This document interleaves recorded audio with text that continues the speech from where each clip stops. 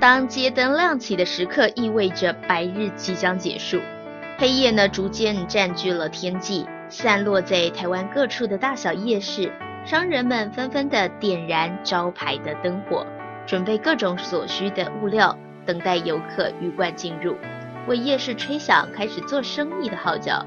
就连坐落在台中市东区的汉西夜市也不例外。想知道恶魔鸡排、波兰保罗爸爸的手工点心、小韩国鸡蛋糕等等摊位之所以大排长龙的秘诀吗？那就千万别错过星期2、4、5、6才会营业的汉西夜市。